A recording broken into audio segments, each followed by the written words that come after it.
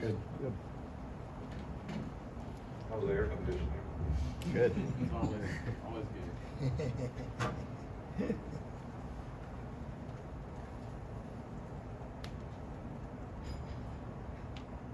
They look soft to you?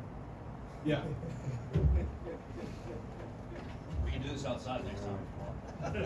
Hey, I've been out there for the last, what, 2.5 hours. We'll go to practice. You want?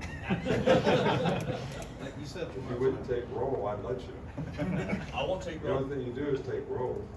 I mean, see who's missing in flex, and then I get 62 questions about why wasn't this guy lined up where usually lines up. And if we had asked intelligent questions, it would be different about practice, and it would be worthwhile. So I think the number one thing we need to focus on is, you know, we have to increase the level of attention to detail, focus on every play. I mean, so that we can play and not have penalties and missed assignments, and, you know, communication goes with that. I don't care whether you're playing the offensive line, you make a line call, whether you're playing the secondary, you make a coverage call.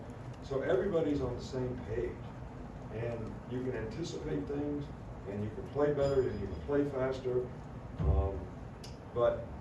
And I think sometimes when things get a little bit like difficult, we lose our focus a little bit. You know, one of the interesting things somebody brought to my attention, the two longest games that we had last year, almost 4 hours long, 2 games, Tennessee and LSU. We made mistakes at the end of the game, which were very costly.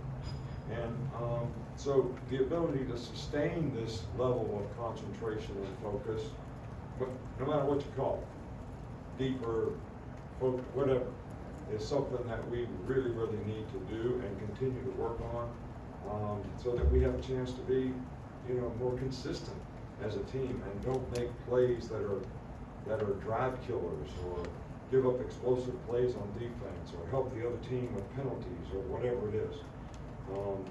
So, you know, I like the attitude that the team has. I like the togetherness. I like the sort of sense of commitment to the principles and values that everybody seems to be buying into.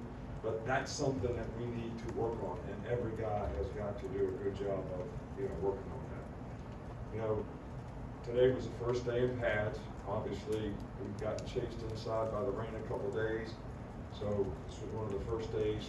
Second day, I guess, we were able to stay outside for the entire practice, and you know, it's a great opportunity for us to be able to stay focused in these kind of conditions, especially toward the end of practice when guys, you know, are getting tired. And Saturday scrimmage will be no different. You know, we want to evaluate whether guys can block, tackle, execute what they're supposed to do, not so much try to game plan and experiment with things, but just see how guys can play winning football at whatever position. So, you know, that's something that I think is really, really important. You know, we've had 2 really good speakers the last 2 nights. Shep, last night, Pete Rose. Amazing to me, all the accomplishments that Pete Rose was able to, like all the records. I mean, I'm going to tell you, you know, maybe you guys can look them up, but it's fascinating.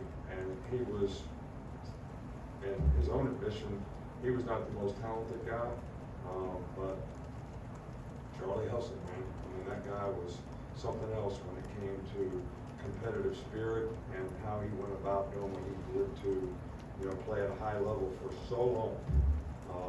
And, you know, I think it was good for our players to hear. They really enjoyed it. He had a great sense of humor. So, and Shep was all about being a man. So I think some good things happening from that standpoint, helping our guys develop the right habits.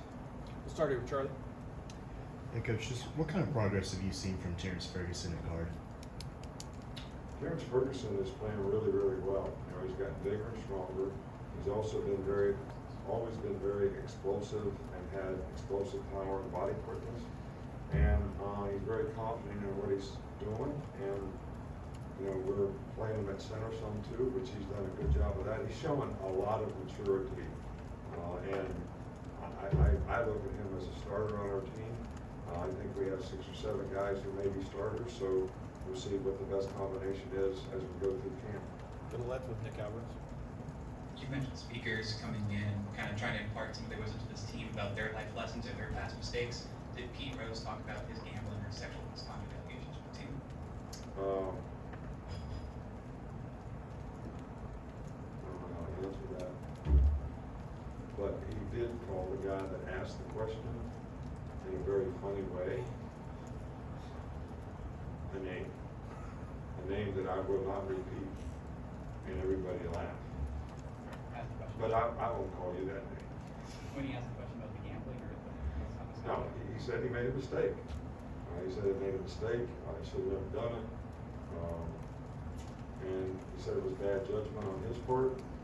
He was very much in admitting. But he also talked about winning. And he said he never gambled on his team doing anything but winning because he believed in his players, he trusted his players, he loved his players. So that's how he answered the question. So I'm paraphrasing what he said. You asked the question, I'm giving you the answer. We're going to But I'm leaving out one part because he had some kind words for the person who asked him. As far as freshmen who in the past have been able to contribute early on, what are some common threads or attributes that you've seen that they've done to be able to contribute early? I think it's maturity. I think they're mature, they're confident. It's interesting, how people gain their self-esteem. Some people gain their self-esteem from what everybody else thinks, and I think that's pretty shallow and can be sometimes misleading. But these guys are mature in terms of believing in themselves, having confidence, believing that they can learn, believing that they can go out there and play the techniques that they need to play to be able to have success. And they've had success in the past based on their performance and what they've done, not based on what somebody else said about them. So I think that maturity is, the biggest difference in guys that can develop more quickly and in guys that may take a little longer to develop. We'll stay up here front with Kennington. Look right behind you. Get a mic. Good afternoon, Coach. You have a few veterans at kicker and punter. And what have you seen from them in the first week, and what do you want to continue to see from them through August? Yeah, they've done really, really well. We've got a lot of confidence in both guys. James has gotten a little better each year in terms of his consistency. He's got a really strong leg, but he's gotten a little more consistent. So his bad kicks aren't as bad, and his good kicks are even better. But he's more consistent all the way around. And Will's been as good a college kicker over the last 2 or 3 years as anybody could ever ask for. So we're really glad to have both those guys back. I think it's going to be an important part of. You got to have great special teams, and sometimes people just look at the specialist and they evaluate the special teams. So our specialists should be really, really good. So we got to build really, really good special teams around them so that that can be a real asset for us this season. Stay on the side in the middle with Mike. What have been your impressions so far of Caden Proctor? Where does that position stand with the health of Elijah and Miles? Well, they're in competition.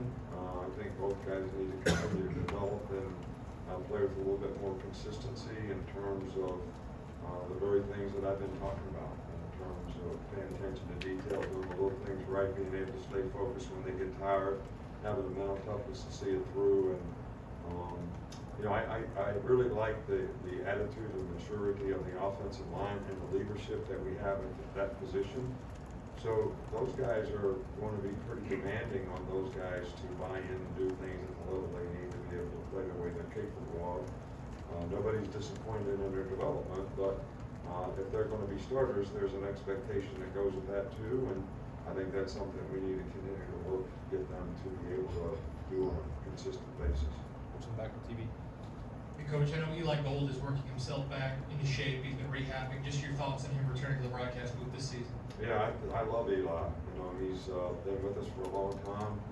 He's kind of part of the tradition around here in terms of the expectation of being a voice of the Crimson Tide Network in a lot of ways, whether it's a radio show or whatever it is. And I'm just happy for him and his family that he's getting healthier. He's able to get around, and he's going to be able to get back and do what he loves doing. So we're going to do everything we can and to support them. And even though it may not be 100% full throttle, we're sort of working them back into it, but I'm excited to have them back because I love working with them. Sit up front here with Chase. Coach, at the top, you talked about the importance of communication. How does Seth McLaughlin been looking at center in terms of the checks and calls and the things that, the leadership stuff that goes along with being a good center? Well, he does really, really well. So does Alcourt when he's playing center.